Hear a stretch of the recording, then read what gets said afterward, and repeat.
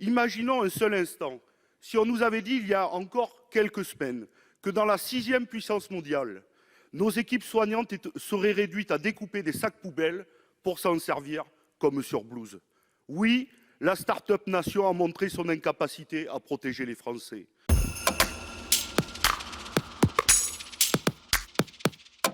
Depuis 30 ans, nous constatons la désindustrialisation de la France. Et en 15 ans, nous avons perdu plus d'un demi-million d'emplois industriels. La petite musique des libéraux nous fredonnait que c'était inéluctable. La faute à la compétition internationale et à ce que vous appelez le coût du travail. D'autres faisaient l'élégie de la déréglementation, des régulations et des privatisations des entreprises et monopoles publics. Musique macabre, en fait, car contre le vote des peuples d'Europe, vous avez gravé ces mots dans le marbre en lettres d'or des traités européens et internationaux. Ce marbre est aujourd'hui friable. Pour vous, la partition était jouée d'avance.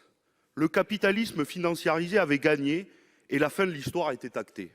Chaque pays devait se spécialiser en raison de ses avantages comparatifs et ensuite échanger sur le grand marché mondial avec l'aide des traités de libre-échange qui mettent à bas les normes et barrières douanières. Et tant pis si la main invisible du marché mettait en compétition les peuples entre eux, avec son cortège d'aberrations sociales et écologiques. Seul comptait le profit et l'accaparement des richesses au profit d'une minorité qui détient le capital. À chaque fois que nous osions remettre en question ce système, on nous riait au nez. Lorsqu'on parlait de nationalisation ou monopole d'État, de souveraineté coopérante et de projets industriels, nous n'étions pas entendus.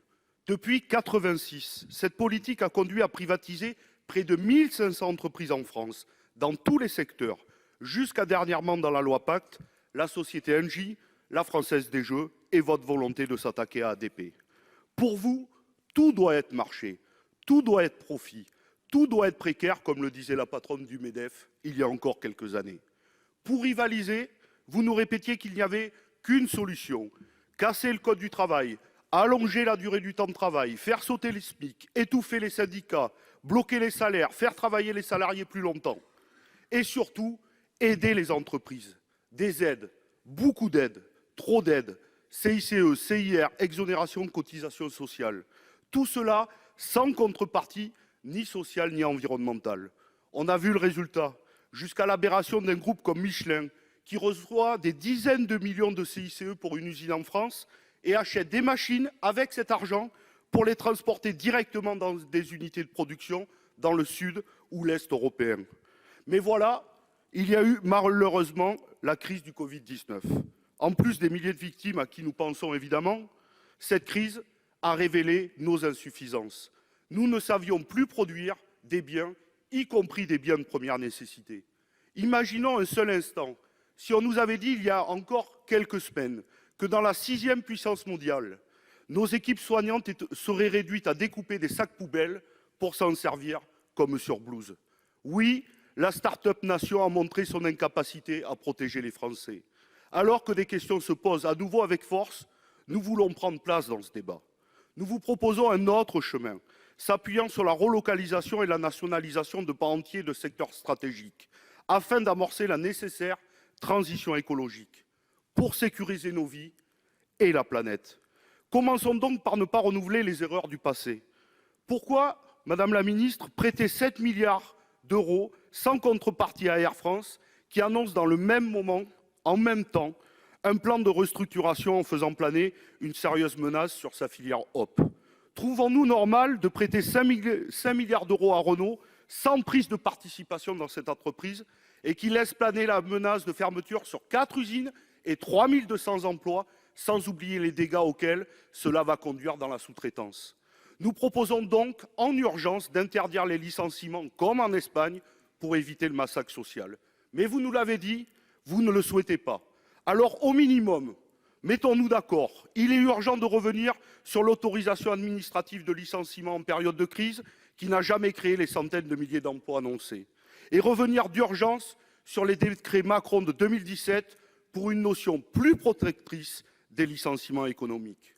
Nous vous proposons ensuite d'urgence de prolonger le chômage partiel dans tous les secteurs jusqu'au 31 décembre et conditionner les aides et prêts garantis par l'État à des critères sociaux et environnementaux. Et les prêts aux grandes entreprises doivent être convertis en montée d'actions ou nationalisation. Ensuite, à court terme, il faut renforcer le décret Montebourg et étendre la liste des secteurs stratégiques, par exemple au secteur du médicament ou encore des banques et assurances dont on a vu le rôle dans cette crise. Dans le prochain renouvellement ministériel qui s'annonce, un ou une ministre de l'Industrie doit être nommé, avec comme mission de mener une réflexion sur les relocalisations à moyen et long terme. Cela doit s'accompagner d'un changement de paradigme sur le critère prix qui ne peut plus être le seul indicateur. Il faut y inclure un critère social, un critère de niveau de vie en y inscrivant les services publics et un critère environnemental. Des outils de régulation avec quotas d'importation, barrières douanières, taxes carbone à nos frontières européennes doivent être posés sereinement entre nous. La crise sanitaire a mis en évidence qu'il fallait absolument produire en France du matériel médical et sanitaire. Agissons dès maintenant pour construire le pôle public du médicament et posons-nous la question de nationaliser Sanofi, qui dépend en France à 80% de son chiffre d'affaires de la sécurité sociale et bénéficie de dizaines de millions d'euros d'aides. Si une crise sanitaire ressurgit, il faut que nous puissions produire de quoi sauver des vies en France et en Europe. Ce sujet ne peut plus être tabou.